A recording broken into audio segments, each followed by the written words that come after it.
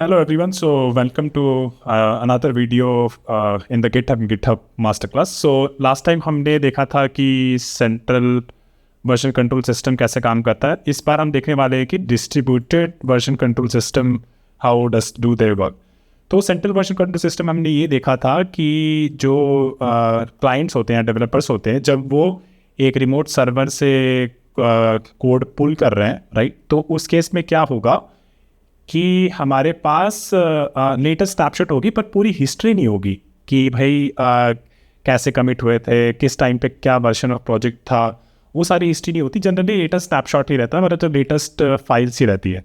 तो distributed version control system में क्या होता है कि पूरी की पूरी हिस्ट्री जो क्लाइंट प्रोजेक्ट की होती है, जब क्लाइंट उसे पुल करता है किसी सर्वर से, तो उसके पास वो पूरी हिस्ट्री रहती है. इसका मतलब हम देखेंगे बाद में कैसे वर्क करता है, बट इतना समझ लीजिए कि डिस्ट्रीब्यूटेड वर्जन कंट्रोल सिस्टम में हर क्लाइंट के पास सॉर्ट ऑफ हिस्ट्री रहती है वो पूरे प्रोजेक्ट की. तो ये रिडंडेंसी, अगर हर क्लाइंट के पास ऐसी हिस्ट्री है, राइट, और सर्वर में भी वो हिस्ट्री है, तो आप देख सकते हो कि अब यहाँ पे हमारे पास कोई एक सेंट्रल सर्वर नहीं रहा.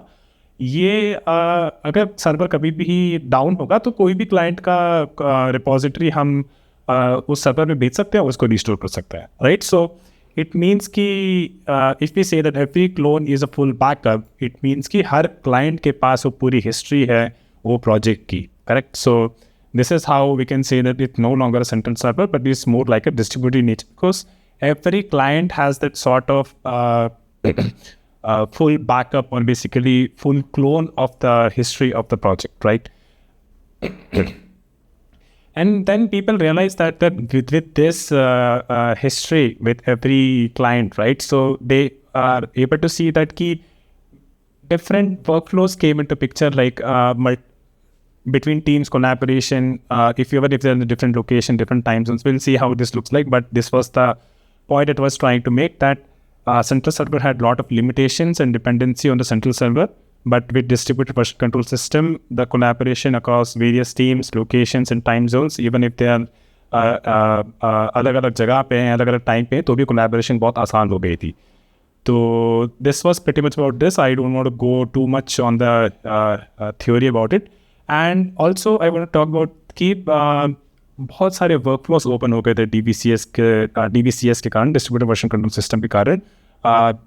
So that was it. So these terms are quite complex right now, but we'll see later on what these workflows mean in terms of Git and GitHub. So कहने का मतलब ये है कि डिस्ट्रीब्यूटेड वर्जन कंट्रोल सिस्टम्स ने developers को ये redundancy दी, क्योंकि अब there is no central server, there are multiple servers, right? Because everyone has their own copy of history. Flexibility, because नए workflows open हो गए if each client has their own history of the entire project data. And collaboration also become efficient. This is also something that we'll look later on. So from the centralized model, when we move to this DBCS model, teams को दिखा कि हम अगर complex projects में काम करना चाहते हैं तो काफ़ी आसान हो जाता है. हम collaboration भी काफ़ी आसान हो जाता है, because हम लोग अलग अलग टाइम पे, अलग अलग लोकेशन पे भी अगर है तो we don't have to communicate to a central server, but we can work on our own locally भी हम लोग वीकेंड काम कर सकते हैं. And as a time comes we can push it to more server, or basically a place where the code can be deployed or put to deployment or production in nature. We'll see later on also how this works. So let's go through a diagram to see how this looks like. तो यहाँ पे एक server मान सकते हैं कि ये एक सर्वर है, but there is no centralized server as such, because each client, like this computer A or this computer B, they have the entire history right here, and this guy also have the history right here. Compared to previous CVCS, उसमें क्या होता था कि केवल server के पास, जो कि हमारा सेंट्रलाइज सर्वर एक होता था, उसके पास पूरी हिस्ट्री होती थी. तो एक फाइल की जो V1, V2 और V3 हिस्ट्री है ना, तो केवल वो सेंट्रल सर्वर के पास होती थी. लोकल क्लाइंट जो है उसके पास बस लेटेस्ट स्नैपशॉट होगा. CVCS, DBCS में क्या होगा कि इसके पास ही पूरी हिस्ट्री होगी, इसके पास पूरी हिस्ट्री होगी. तो अगर एक वर्कफ्लो यहाँ पे ये निकल के आया कि भैया अगर कंप्यूटर एक हो ना, इसी फाइल पे काम करते रहना है, तो ये वो यहाँ पे अपना चेंजेस कर सकता है, कमिट कर सकता है. कमिट बेसिकली कुछ नहीं होता, एक प्रोजेक्ट का एक स्नैपशॉट होता है, या फिर उस कमिट पे बेसिकली हम ऐसा कह सकते हैं कि प्रोजेक्ट ऐसा दिख रहा है, राइट. तो ऐसे आप सोच सकते हो. इसकी मान लो कमिट हिस्ट्री बढ़ती गई, इसकी भी बढ़ती गई, end of the day they all will be sort of same each other. And अगर हम सेंट्रल का सर्वर कभी भी डाउन हो गया या फिर ये सर्वर कभी डाउन हो गया DBCS में, तो इसका उठा के यहाँ पे डाल देगा. तो बहुत सिंपल था. तो बेसिकली सबके पास सॉर्ट ऑफ सेम है. तो this is the reason why it is called as DBCS और distributed nature, because everyone has a copy of the entire project data, project data, yes.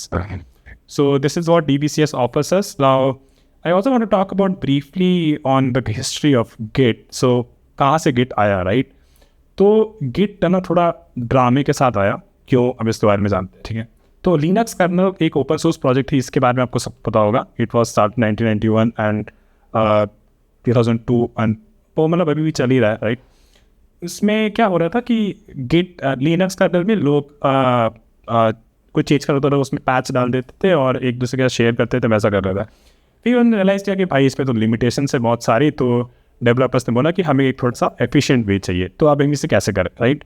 तो बिट कीपर आया. तो bit mover नाम की एक company थी, उसके पास एक बिट कीपर वाला सॉफ्टवेयर था, जो कि ऑल्सो एक उनका एक बिट मूवर का proprietary distributed version control software था, उन लोग का खुद का था.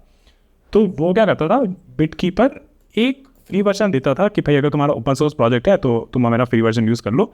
But BitKeeper itself it wasn't open source, ठीक है. तो हुआ क्या, लिनक्स कम्युनिटी जो थी उन्होंने बिट कीपर तो यूज़ किया, पर बहुत ही कंसर्न्स रेज होता है कि भाई एक प्रोप्राइटरी सॉफ्टवेयर पे हम डिपेंड कर रहे हैं, क्योंकि लिनक्स ओपन सोर्स था, राइट. तो अब हम उसे क्या बिट कीपर को भी ओपन सोर्स होना चाहिए. तो इसके बारे में थोड़ी बातें हो रही थी, इसमें थोड़े झगड़े हो रहे थे. तो 2005 में क्या हुआ कि भाई अब ये ज़्यादा होने लगा कि बिट कीपर ऐसे उन्हें ओपन सोर्स करना चाहिए, है ना. तो बिट मूवर ने उस टाइम पे क्या किया कि भाई नहीं, ऐसा तो नहीं करेंगे हम, और उन्होंने अपना ये जो फ्री ऑफ चार्ज स्टेटस था फॉर ओपन सोर्स प्रोजेक्ट वो उन्होंने रिवोक कर दिया. तो अब लिनक्स डेवलपर्स वाले जो थे वो बड़े ही दिक्कत में आ गए. उन्होंने बोला कि अब उन्हें जल्दी से कोई अल्टरनेटिव चाहिए और जो इस प्रिंसिपल्स पर भी अलाइन करे, जो इनके डेवलपर्स के बीच में ये जो कोलैबोरेशन है ये आसान कर सके. तब 2005 में गिट का आविष्कार हुआ. लिनस टॉरवल्ड्स ने उन्होंने ये सारे लिनस टॉरवल्ड्स जो लिनक्स के क्रिएटर हैं और गॉड हैं हमारे सबके, उन्होंने देखा कि भाई क्या कहते हैं बिट कीपर में क्या क्या फीचर्स थे, क्या क्या चीज़ें हमें दे रहा था, right. Even though we don't know how the bit keeper looks like, but he be knew कि है ना बिट कीपर में कैसे कैसे फीचर्स थे. तो वो सब चीज़ों से सीख के लिनस टॉरवल्ड्स ने क्या किया कि भैया अपन एक नया खुद का एक वर्जन कंट्रोल सिस्टम बनाएंगे, और आया अपना गिट. तो गिट एक decentralize distributed version control system है, बहुत तेज चलता है, बहुत ही फ्लेक्सिबल है, हम जल्दी सेटअप करेंगे उसे.